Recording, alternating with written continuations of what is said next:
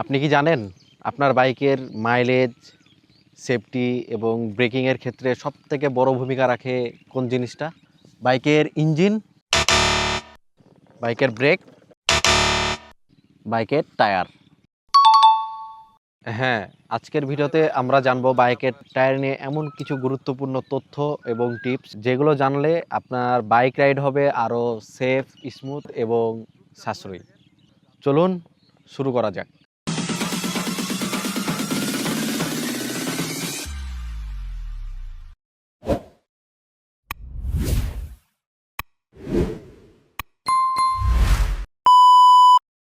বাইকের main power of giant হলো engine, right? আর এই ইঞ্জিনের পাওয়ারটা ডেলিভারি হয় বাইকের টায়ারের মাধ্যমে। বাইকের সাথে রাস্তার সংযোগ কিন্তু এই টায়ারের মাধ্যমেই হয়ে থাকে, তাই টায়ার আপনার বাইকের জন্য একটা গুরুত্বপূর্ণ অংশ বা পার্ট। বাইকের টায়ার আসলে কতটা গুরুত্বপূর্ণ চলুন এখন তা জানবো। প্রথমত, টায়ারের কারণে আপনার পকেট ফাঁকা হয়ে যেতে পারে। দ্বিতীয়ত, টায়ারের কারণে আপনাকে হসপিটালের গেটে যাওয়া লাগতে পারে। তৃতীয়ত, বাইক রাইডিংয়ে আপনি আনকমফোর্ট ফিল করতে পারেন। টায়ার নিয়ে আলোচনা করার শুরুতেই প্রথমে যে বিষয়টি নিয়ে আলোচনা করতে হবে তা হলো টায়ারের ধরন। আসলে টায়ার কয় ধরনের?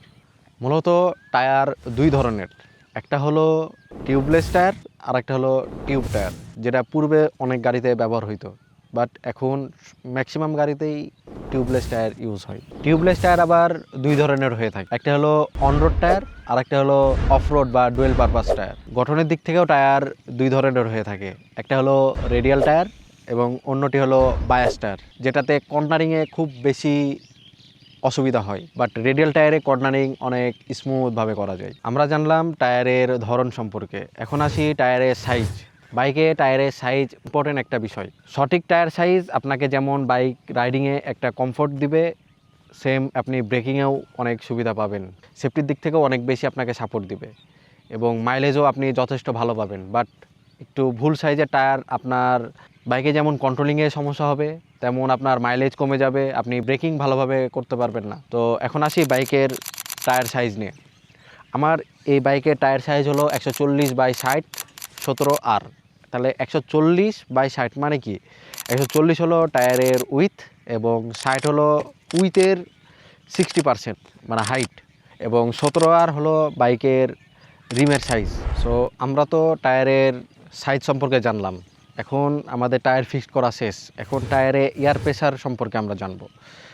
টায়ারে সঠিক পরিমাণ এয়ার প্রেশার দেওয়া অত্যন্ত গুরুত্বপূর্ণ। কেননা আপনার যদি এয়ার প্রেশার কম থাকে সেক্ষেত্রে আপনার পকেট ফাঁকা হয়ে যেতে পারে, মানে মাইলেজ কমে যেতে পারে। আপনার টায়ার দীর্ঘস্থায়ী হবে না, টায়ারের আয়ুষ্কাল কমে যাবে, টায়ার অতি দ্রুত নষ্ট হবে। টায়ারে এয়ার প্রেশার একটা অত্যন্ত গুরুত্বপূর্ণ বিষয় বাইক রাইডিংয়ের ক্ষেত্রে। তো সঠিক টায়ার প্রেশার আপনাকে যেমন বাইক রাইডিংয়ে কমফোর্ট দিবে, তেমনি আপনার মাইলেজও মোটামুটি ভালো পাবেন এবং টায়ার দীর্ঘস্থায়ী হবে। তো আপনার কোন টায়ারে কি পরিমাণ এয়ার প্রেশার রাখবেন এটা জানতে পারবেন। সুইংআমের এই জায়গাতে উল্লেখ আছে, আপনারা সেই অনুযায়ী টায়ারে এয়ার প্রেশার ঠিক রাখবেন। আমার বাইকে পিছনের জায়গায় এয়ার প্রেশার হলো 33। তো এই 33টা কিসের জন্য? এই 33টা কোম্পানি নির্ধারণ করে দিয়েছে বাইকের ওয়েট, এবং এখানে যে দুইটা সিট আছে, দুইজন রাইডার সহ পিলিয়ন সহ যে একটা ওয়েট ক্যালকুলেশন করে তারা এই প্রেশারটা বের করছে। সো বিভিন্ন গাড়িতে এই প্রেশারের পরিমাণটা বিভিন্ন হয়ে থাকে, শুধুমাত্র বাইকের টায়ারের সাইজ এবং ওয়েটের কারণে। কখন বুঝবেন আপনার বাইকের টায়ার বদলানোর সময় হয়ে গেছে? যদি দেখেন যে বাইকের যে বিট আছে, বিটগুলো প্রায় শেষ হয়ে গেলে, এবং দ্বিতীয়ত টায়ারে যদি ফাটল দেখা যায়, তৃতীয়ত আপনি কর্নারিং করছেন, একটু আনসেফ মনে হচ্ছে, সেক্ষেত্রে আপনি টায়ারটা চেঞ্জ করে ফেলতে পারেন। চতুর্থ, অনেক বেশি স্কিড করলে টায়ারটা চেঞ্জ করে ফেলতে পারেন। মনে রাখবেন, টায়ার শেষ হওয়া পর্যন্ত অপেক্ষা করা মানেই নিজের জীবনকে ঝুঁকিতে ফেলা। বাইকের টায়ার দীর্ঘদিন ভালো রাখার কিছু গুরুত্বপূর্ণ বিষয় নিয়ে এখন কথা বলবো। তা হলো অপ্রয়োজনীয়ভাবে ব্রেক ইউজ না করা। দ্বিতীয়ত যেটা বলবো তা হলো রোদ্রে বেশিক্ষণ গাড়ি না রাখা। তৃতীয়ত, ওভারলোড নিয়ে বাইক রাইড না করা। অনেক সময় আমরা দেখা যায় যে অনেক বেশি ওভারলোড নিই, প্রয়োজনের থেকেও বেশি, যেমন 3 জন এবং মালামাল। তো ওভারলোড থেকে আর কি বিরত থাকা। নিয়মিত টায়ারের অ্যালাইনমেন্ট চেক করা, এবং লাস্ট যেটা তা হলো সঠিক এয়ার প্রেশারে বাইক রাইড করা।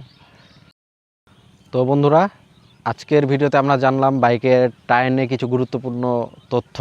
তো এমন আরও ভিডিও পেতে চ্যানেলটা অবশ্যই সাবস্ক্রাইব করবেন এবং যদি কোনো প্রশ্ন থেকে থাকে তাহলে কমেন্টে জানাবেন। সো দেখা হবে নেক্সট অন্য আরেকটি ভিডিওতে। ততদিন পর্যন্ত ভালো থাকেন, সুস্থ থাকেন এবং অবশ্যই বাইক রাইডে সেফটি ইকুইপমেন্ট ইউজ করেন। দেখা হবে অন্য আরেকটি ভিডিওতে। আল্লাহ হাফেজ।